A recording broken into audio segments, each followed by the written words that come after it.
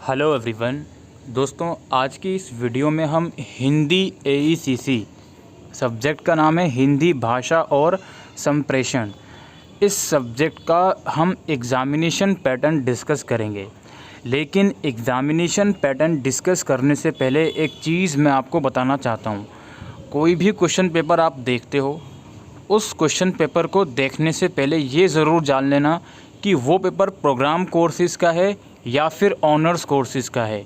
दोस्तों, ability enhancement के अंदर जो EVS सब्जेक्ट होता है, वो तो प्रोग्राम हो या ऑनर्स हो, सभी का EVS सब्जेक्ट का सिलेबस सेम रहता है। लेकिन हिंदी AECC एक ऐसा सब्जेक्ट है जिसका सिलेबस में थोड़ा बहुत चेंजेस है प्रोग्राम और ऑनर्स का। वो चेंजेस क्या है वो मैं आपको शॉर्ट में समझा देता हूँ। देखो, ये सबसे पहले आप लोगों के पास ऑनर्स कोर्सेज़ का सिलेबस हिंदी AECC का ओपन है। ऊपर आप यहाँ पे देख भी सकते हो। इसमें कितनी यूनिट्स हैं? 4 यूनिट्स इसमें हैं। यूनिट 1 में आप लोग देखिए, इसमें है भाषिक संप्रेषण स्वरूप और सिद्धांत, जिसमें आप पढ़ोगे संप्रेषण की अवधारणा क्या होती है, इसकी प्रक्रिया क्या होती है, इसके अलग अलग मॉडल कौन से होते हैं और अभाषिक संप्रेषण क्या होता है। ठीक है। यूनिट 2 में आप पढ़ोगे संप्रेषण के प्रकार, जिसमें मौखिक और लिखित संप्रेषण और व्यक्तिगत, सामाजिक और व्यावसायिक संप्रेषण, भ्रामक संप्रेषण और प्रभावी संप्रेषण में अंतर और संप्रेषण में चुनौतियां एवं संभावनाएं। ठीक है। यूनिट 3 में आप पढ़ोगे संप्रेषण के माध्यम, जिसमें एकाल्प और संलाप और संवाद है और सामूहिक चर्चा है और मशीन माध्यम है, जिसमें email, social media, SMS, internet और फीडबैक।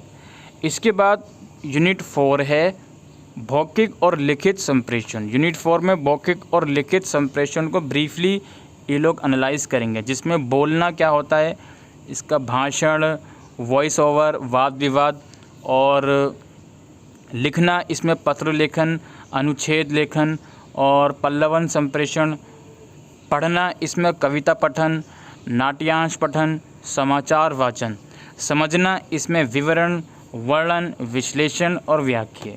तो ये तो ऑनर्स कोर्सेज़ का हमने आप लोगों के साथ सिलेबस डिस्कस किया। बात आती है यार प्रोग्राम कोर्स के सिलेबस की। तो ये प्रोग्राम कोर्सेज़ का सिलेबस अब आपके सामने ओपन है। इसमें यूनिट 1 में सेम यूनिट्स हैं, कोई दिक्कत वाली बात नहीं है। यूनिट 2 में आप आओगे तो भी सेम यूनिट हैं, मतलब सेम सिलेबस है, कोई दिक्कत वाली बात नहीं है। बात आती है तो यहाँ पे आप लोग देखो, यूनिट 3 में प्रोग्राम कोर्सेज़ में जो संप्रेषण के माध्यम हैं, इसमें फर्स्ट पार्ट है आपका एकालाप। ठीक है। और ऑनर्स वालों में एकालाप के साथ साथ यहाँ पे संलाप भी था। आप बोलोगे सर ये छोटा सा डिफरेंस आप बता रहे हो, तो यार ये छोटा सा डिफरेंस ही काफ़ी मैटर कर जाता है। ठीक है। अगर ऑनर्स वाले बच्चे सपोज करो प्रोग्राम कोर्सेज़ का सिलेबस करके चले गए, एक मिसाल देता हूँ मैं, और उन्होंने ये टॉपिक नहीं करा और यही टॉपिक आपके सब्जेक्ट में सिलेबस में आ गया, तो आप क्या करोगे? ठीक है। 5 मार्क्स में भी आ गया इवन, तो छोटी छोटी चीज़ें इम्पेक्ट करती हैं। ठीक है। तो ये वाला जो कॉन्सेप्ट है ये ऑनर्स में है, प्रोग्राम में नहीं है। ठीक है। इसके अलावा एक चीज़ और मैं आपको बता देता हूँ, शुरू की 3 यूनिट में इसके अलावा और कोई डिफरेंस नहीं है, लेकिन जो चौथी यूनिट है वो पूरी तरह से अलग है। ये आपके सामने चौथी यूनिट ओपन है प्रोग्राम कोर्सेज़ वाले बच्चों की, जिसमें क्या है व्यक्तिगत और प्रभावी भाषिक संप्रेषण। इसके बारे में डिटेल में आप पढ़ोगे। व्यक्तिगत और भाषिक अस्मिता, आयु, लिंग, वर्ग, शिक्षा, प्रभावी संप्रेषण के गुण, शुद्ध उच्चारण, भाषिक संरचना की समझ, भाषा व्यवहार, शब्द समार्थ और प्रभावी व्यक्तित्व के निर्माण के संप्रेषण की भूमिका, निर्माण में संप्रेषण की भूमिका। तो ये इकाई 4 है प्रोग्राम वाले की। ऊपर आप देख लो, ये देख लो प्रोग्राम वाले की है ये। ठीक है। लेकिन ऑनर्स वालों में जो हमने भी सिलेबस डिस्कस करा, वो इकाई 4 उसकी अलग है। ठीक है। तो ये जो डिफरेंस जो मैंने आपको समझाना चाहता था वो मैं आपको समझा चुका हूँ। अब मैं आपको क्वेश्चन पेपर दिखाऊंगा प्रोग्राम कोर्सेज़ का। क्वेश्चन पेपर ऑनर्स वाले भी देखें वो वाला, बस इतना समझ लेना कि यार यूनिट 4 की जगह यूनिट 4 में जो टॉपिक्स हैं वो आपके दूसरे होंगे। ठीक है। तो ये आप लोग देखिए, ये हमारे पास हिंदी AECC का है। ठीक है। ये BA प्रोग्राम वालों का है, कोई दिक्कत नहीं है। BA प्रोग्राम वालों का है वो बात ठीक है, लेकिन 75% तो सिलेबस सेम है आपका, बस चौथी यूनिट ही तो अलग है। ठीक है। तो आप लोग देख सकते हो इस पेपर को, कोई दिक्कत वाली बात नहीं है। अच्छा जी, पहला क्वेश्चन क्या कहता है, संप्रेषण का अर्थ बताते हुए उसकी अवधारणा को स्पष्ट कीजिए या फिर संप्रेषण की प्रक्रिया पर विस्तार से विचार कीजिए। इन दोनों में से कोई एक टॉपिक आपको करना है 10 मार्क्स में।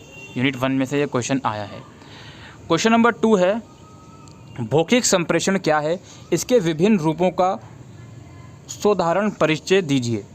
इसमें आपको भौतिक संप्रेषण के बारे में बताना है और इसके अलग अलग रूप जो हैं उसके बारे में आपको परिचय देना है क्वेश्चन नंबर 2 में। या फिर जो इंटरनल चॉइस वाला क्वेश्चन है उसमें ये है कि व्यावसायिक संप्रेषण को स्पष्ट करते हुए इसकी विशेषताएं बताइए। व्यावसायिक संप्रेषण जो था इस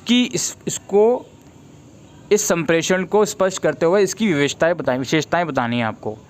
ठीक है, ये हो गया क्वेश्चन नंबर 2 जो कि यूनिट 2 में से था। थर्ड क्वेश्चन है, इसमें है इंटरनेट संप्रेषण का संक्षिप्त माध्यम है, इस कथन पर विचार कीजिए। यानी इंटरनेट जो है संप्रेषण का एक माध्यम है, इस पर आपको विचार करना है 10 मार्क्स में। या फिर एकालाप और संवाद के अभिप्राय को बताते हुए संप्रेषण के माध्यम के रूप में इनकी महत्व का उद्घाटन कीजिए। बेसिकली यहाँ पे एकाल्प और संवाद की आपको इम्पोर्टेंस बताना है और ये बताना है ये क्या है। अभी देखिए प्रोग्राम कोर्सेज़ के लिए इसमें संलाप नहीं आया, इसमें संवाद आया है जो दूसरा वाला पार्ट था।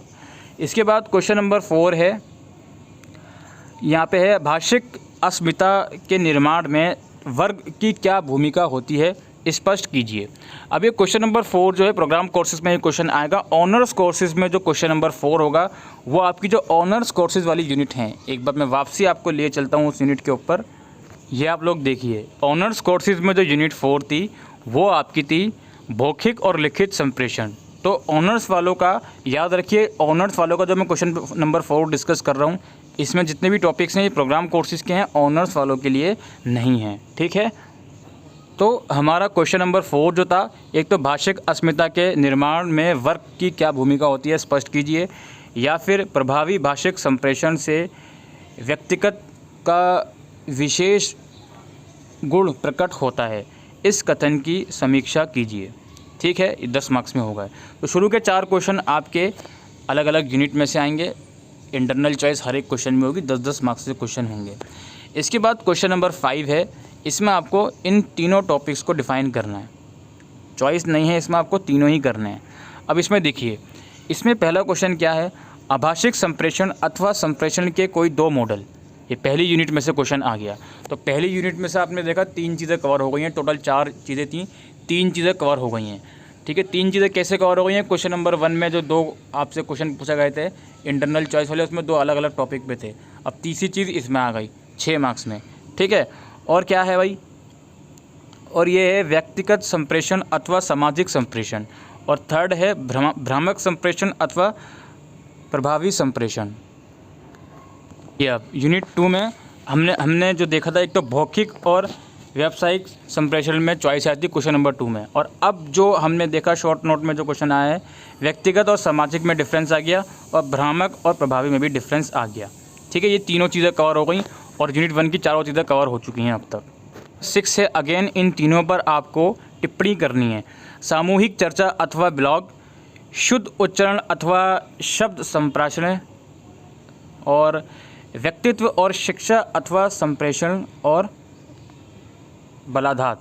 तो इन तीनों को आपको डिफ़ाइन करना है। आपके टॉपिक्स आए हैं लास्ट क्वेश्चन में, उसमें से एक टॉपिक आपका इकाई 3 में से है। इकाई 3 में जो आपने क्वेश्चन नंबर 3 देखा था वो आपने देखा था एकाल्प और संवाद के ऊपर आया था। अब यहाँ पे सामूहिक चर्चा और इनमें से किसी एक के ऊपर भी आपसे पूछ लिया जाएगा। इकाई 3 में से भी लगभग सब कुछ कवर हो गया। और जो नीचे के 2 टॉपिक्स थे वो टॉपिक्स आपकी इकाई 4 से आएंगे। ऑनर्स वालों के मौखिक और लिखित संप्रेषण में जो चीज़ें हैं उसमें से आएंगे, और प्रोग्राम वालों का तो मैंने आपको दिखाई दिया। जो क्वेश्चन नंबर 6 के अंदर लास्ट की 2 चीज़ें हैं, एक ये बलाधात वाला क्वेश्चन आया है, ठीक है, और जो सारी चीज़ें हैं वो इसमें से आई हैं। आपकी प्रभावी व्यक्तित्व के क्वेश्चन आप लोगों से पूछा गया है। अस्मिता का क्वेश्चन तो क्वेश्चन नंबर 4 में आ ही गया था।